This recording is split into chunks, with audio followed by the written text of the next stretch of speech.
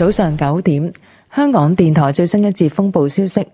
香港天文台發出最新熱帶氣旋警報，8號東南烈風或暴風信號現正生效，表示本港吹東南風，平均風速每小時63公里或以上。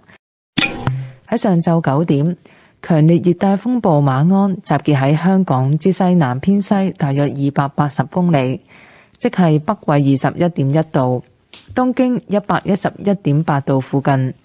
預料向西或西北偏西移動，時速大約28公里，大致移向廣東西部沿岸。馬鞍正遠離香港，本港風力將逐漸減弱。天文台即將改發3號強風信號，與馬鞍相關嘅驟雨仍會間中影響本港。海面有非常大浪及湧浪，市民應遠離岸邊並停止所有水上活動。喺過去1-2小時，鰂魚涌水位曾上升至2.7米左右，比正常潮水位高0.5米。隨住退潮，未來數小時各區水位將會逐漸下降。喺過去1小時，昂坪、橫瀾島同埋塔門分別錄得嘅最高持續風速為每小時61、60同埋60公里，最高陣風分別為每小時101、74同埋67公里。防風措施報告：熱帶氣旋雖然開始遠離本港，但係仍然有一段時間吹烈風，請繼續留喺室內，直至風力減弱為止。切勿接觸被風吹倒嘅電線。有關最新天氣消息，請留意香港電台喺15分、30分、45分同埋踏正嘅風暴消息。9 o'clock in the morning, the Radio Television Hong Kong's latest typhoon update. Here is the latest tropical cyclone warning bulletin issued by the Hong Kong Observatory. The number 8 southeast gale or storm signal is in force. This means that winds with mean speeds of 63 km per hour or more are expected from the southeast quarter.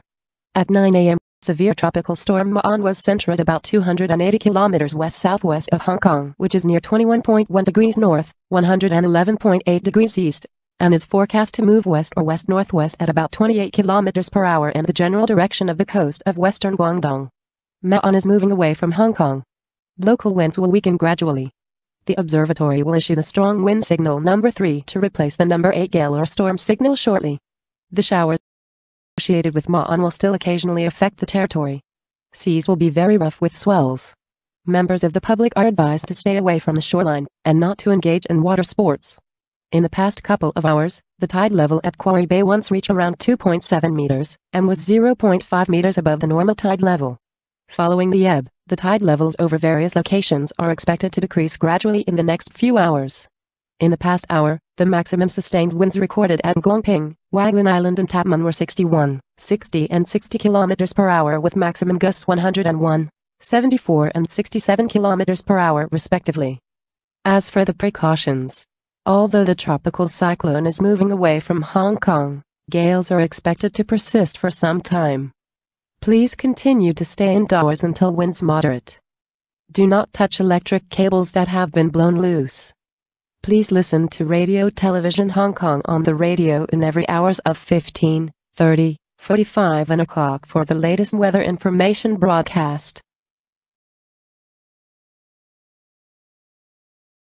Well, that's the end of the typhoon update. 呢一節風暴消息報導完畢。